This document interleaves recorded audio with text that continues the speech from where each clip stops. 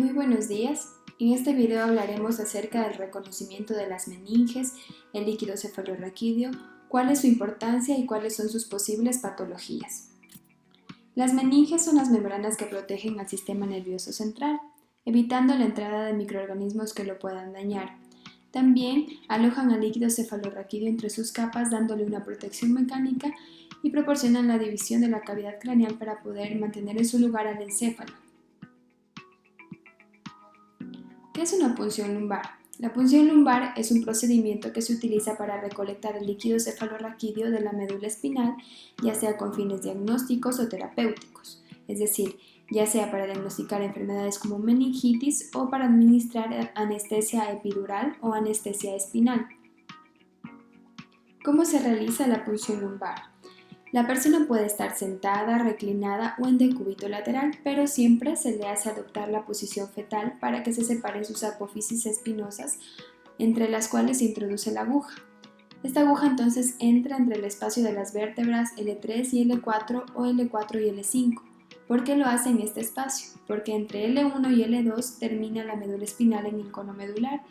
A partir de L3 para abajo, simplemente se encuentran los nervios de la cauda equina y por lo tanto se introduce por aquí la aguja para evitar lesionar la médula espinal y obtener una mejor muestra de líquido cefalorraquídeo.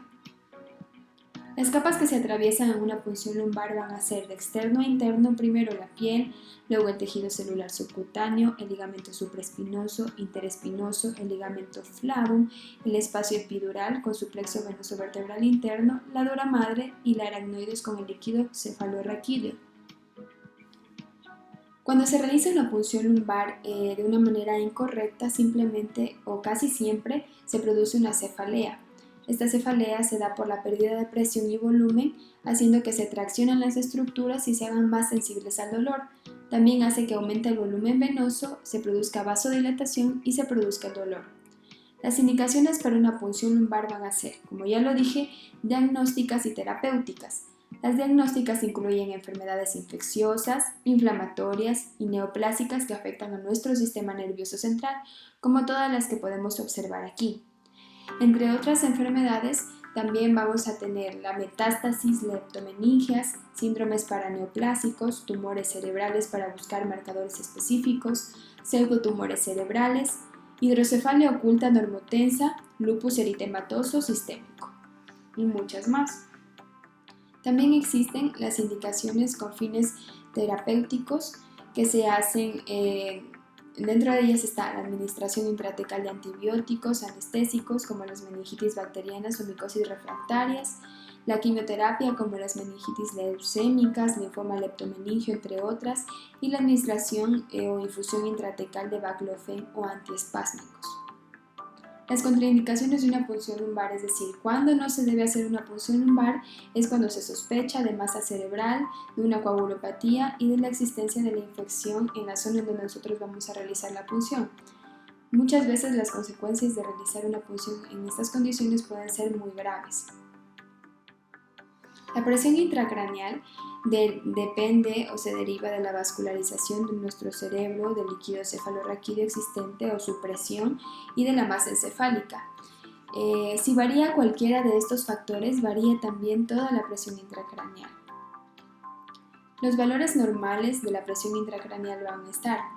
Para los adultos se va a encontrar en un rango de 10 a 15 milímetros de mercurio, para los niños de 3 a 7 milímetros de mercurio y para los infantes a término o lactantes de 1.5 a 6 milímetros de mercurio. Las derivaciones del líquido cefalorraquídeo es un tema muy importante porque estas sirven para redirigir el líquido cefalorraquídeo que se está produciendo en excesividad en los ventrículos hacia otras partes del cuerpo que tengan capacidades altas de absorción. Se utiliza una válvula unidireccional y 2 catéteres para realizar este procedimiento.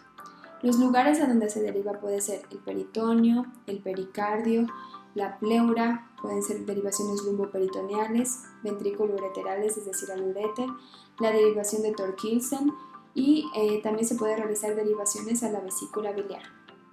¿Por qué es importante realizar derivaciones al peritoneo? Porque en primer lugar el peritoneo se forma por células mesoteliales, un intersticio de presión hidrostática negativa y gran cantidad de capilares. El peritoneo se caracteriza porque es una membrana con mucha capacidad de absorción. Tiene numerosos vasos linfáticos que cumplen el papel de drenar, absorber agua y proteínas e incluso células, por lo tanto impiden el edema del intersticio. Por eso es que todas las diálisis se realizan al peritoneo o también a los lugares que contengan células mesoteliales, que es la característica de un peritoneo, como por ejemplo la pleura. La pleura también está formada por una capa de células mesoteliales sobre una membrana basal. Por lo tanto, cuando no funcionan las derivaciones ventrículo-peritoneales, se utiliza también la pleura para poder derivar el líquido cefalorraquídeo.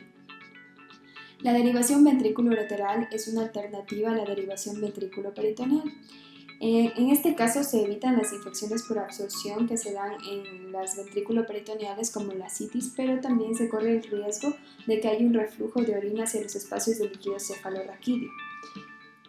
La derivación ventrículo-vesicular es muy importante porque la vesícula biliar absorbe agua y electrolitos inorgánicos.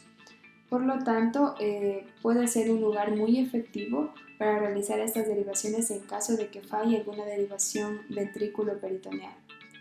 Y como última opción, también encontramos la derivación de Thor-Kielsen, que conecta los ventrículos laterales con la cisterna magna a través del acueducto cerebral para liberar la presión del líquido cefalorraquídeo. Esta la desarrolló este mismo cirujano en 1953. Gracias.